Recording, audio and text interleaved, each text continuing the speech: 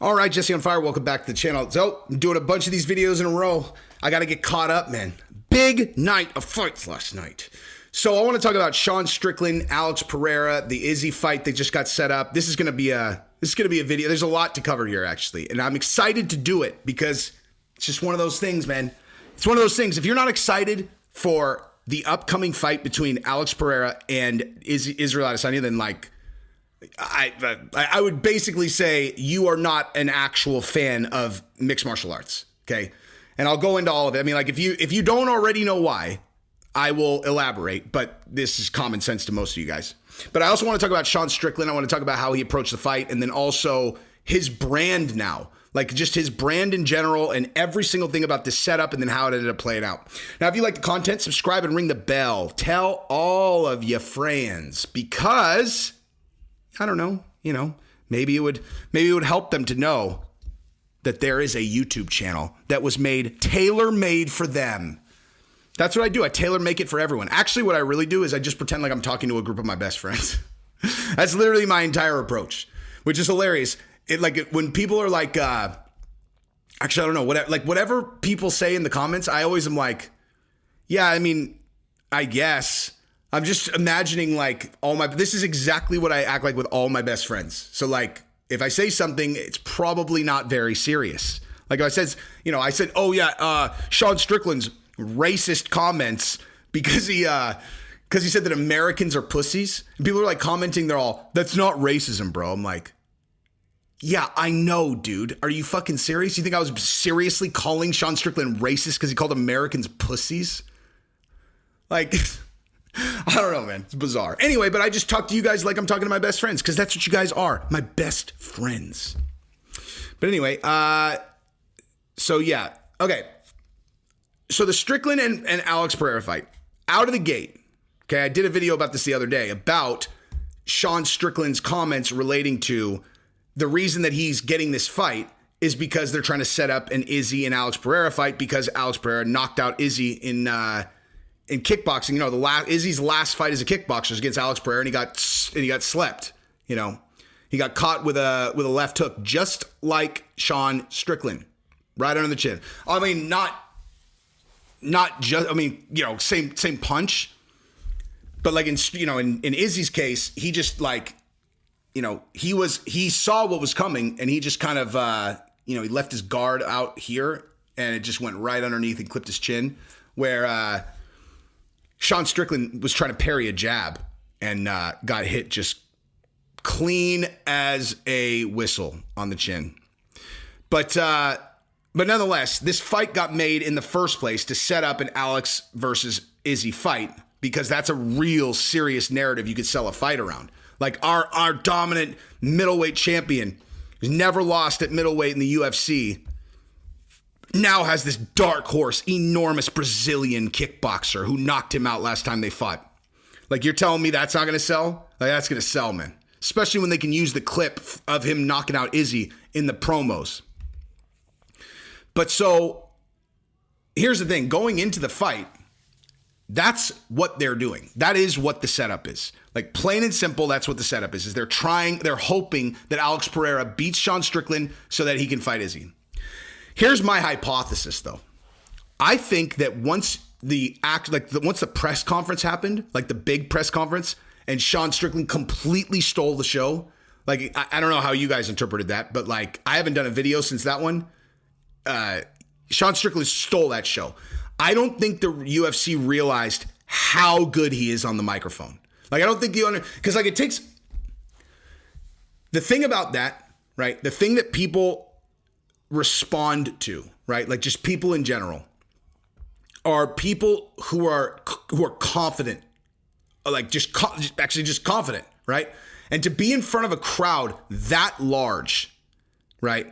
A huge crowd under the lights, International Fight Week, and to be that clever, have no problem being the center of attention. If he was the only one talking, he'd be fine with that. Have no problem with that at all. Welcomes any questions. He's being super clever. He's breaking Izzy's balls. He's being fucking hilarious. I guarantee you that after the press conference, the UFC said listen, if Sean pulls this off, that might not be a bad thing, dude. Like this guy is a much bigger star than we realized. I would literally bet my life that conversation happened. That like, at the very least, it was like, okay, well, we might have something with this guy. Unfortunately, he tried to just stand and kickbox with one of the best kickboxers in the world, and he got slept. I mean, it wasn't really. I mean, dude, the setup that he hit him with was. I mean, that was basic, man. Like, you know, that was very, very basic stuff. You know, get him conditioned to this, and then whap, and you just step. I mean, that's all striking is. I mean, well, not all of it, but like in terms of if you're pushing forward, you're initiating contact. This is how I always think about it. It's like if I'm initiating contact in striking, then what I'm doing is conditioning them to think something's coming. I'm either hitting them with something, obviously because, you know, it's a good strike, but also I'm thinking about what I'm going to throw in, you know, 3 kicks from now. Kicking your leg, kicking your body, and I'm setting up, making it look like I can go to your, like when I practice high kicks, I've always done it where I want it to look exactly the same as a low kick until it's not, you know? And so, and then obviously on the other side, it's about timing and precision. If someone else comes at you and it's like slip, you know, anyway. But like, set him up with the jab and then, you know, whap, whap, and then, I mean, that's pretty basic, man. But fucking A, that guy's left hook is, that's like I mean, that was a devastating knockout, man. Like that was really, and the other thing too, is he hit him with that left hook, but then the cross that he hit him with on the way down, like that hit Sean right on the jaw, you know? I mean, that I'm talking the second one, like where Sean got up and you know, he hit him with a straight. That might have seemed like a simple punch because Sean was rocked. He hit him right on the chin. Like the accuracy of that punch. And it also is one of those things like, you know how like great strikers, really great strikers, they know, how do I put this? Like they don't need to wind up, you know, like they don't need to like put extra. It's like they are so confident in the precision of their shot, having enough, like the precision is more important than power. It's like they know that because they've knocked so many fucking people out, so many goddamn people, that they'll confidently just go boom, like, you know, it's just like boom, and not even try to put a bunch of extra stuff on it. Just like I put this on his chin, he goes down. That's what that punch looked like to me. The second one was just like, it is exactly how Anderson Silva used to look, you know, where he would hit people with these tiny little shots because he just knew if he clips them in the right spot, they're going down. Like it doesn't take. That's the thing, dude. To like an untrained. Like if I'm like sitting with someone who has no experience striking or whatever, and I'll be like, you know, sometimes guys, you know, don't put a bunch of power on their shots, and they're like, dude, it looks like he's like not putting a lot on it, like Colby or Nick Diaz, guys like that. And I'm like, dude, look it. If I stood in front of you and I punched you in the nose like this, like just like that, like this, you know, fucking 4 inches. Like I'd break your nose. They're punching a hell of a lot harder than that, dude. And it's just that repetition. It's like the placement, the landing is more important than the power. Of course, you're not going to get like some fucking highlight overhand right KO, but precision.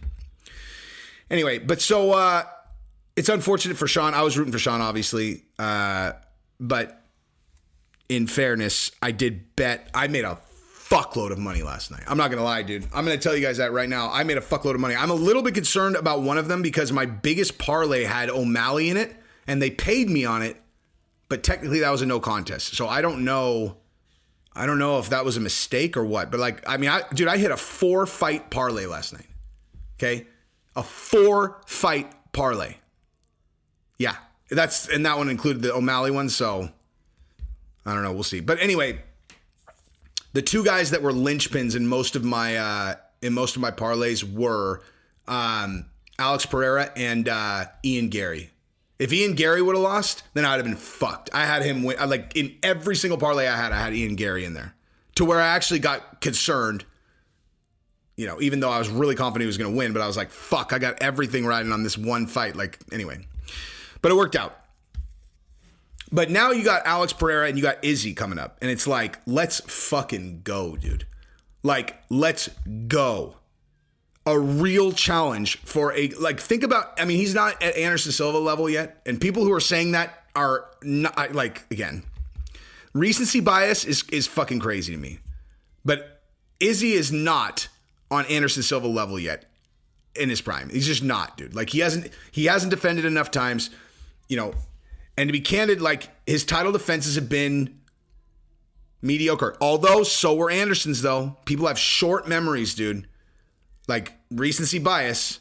People now, they're like, oh, Anderson Silva was a human highlight reel in all of his fights. It's not true, dude. He had some fights that were insanely boring because he would circle, against grapplers. He just wouldn't let him get close, and he would just jab him. It's infuriating to watch. But then he would mix out, a highlight knockout in there too. But Izzy, very impressive against Costa. Very impressive. Pretty dominant against Vittori again. But the fight against the fight last night, boring. The fight against Yoel Romero, terrible. But here's the other thing, dude. His base salary is like $3.5 or $4 million or something like that. And you want to know how the contracts actually work is you sign that deal when you're the champion. Okay, you don't just get paid $4 million, let's call it 3.5, whatever it is, 3.5. If you're not the champion, you go down to I don't know. I mean, I don't know, but 500 or something like that. 400. So let's say being generous is 500. You go from a $3.5 million base with back end on the pay-per-view to less than a quarter of that with no back end on the pay-per-view if you're not the champion. Now, I don't care who anybody is. If you get into that situation, you're going to fight safe. Well, or some people are. Volkanovski is an absolute savage, man. Absolute savage. That's what my next video is going to be about. It's about what should be next for Volkanovski, because, man, I'll give credit where credit's due on that video, because someone put that bug in my ear, what Volkanovski should do next, and holy shit is he right, man. So definitely look for that video. But anyway, dude, I mean, Izzy's not going to have a choice against Pereira. He's going to have to fight, man. He's not going to be able to just kind of circle around, touch, avoid takedowns. He's going to have to fight. And Pereira is you're one mistake away from outer space. So that's going to be a great fight, man. And you got, again, when you got the dominant champion, this never happens, dude. You have a dominant champion, and then you get a challenger, and they're like, yeah, last time I fought you, I slept you. And you're like, let's see, and it's a kickboxer, and he's a kickboxer. So it's let's see what this guy's fucking made out of. Let's see, you're going to see what Izzy is really made out of in that fight.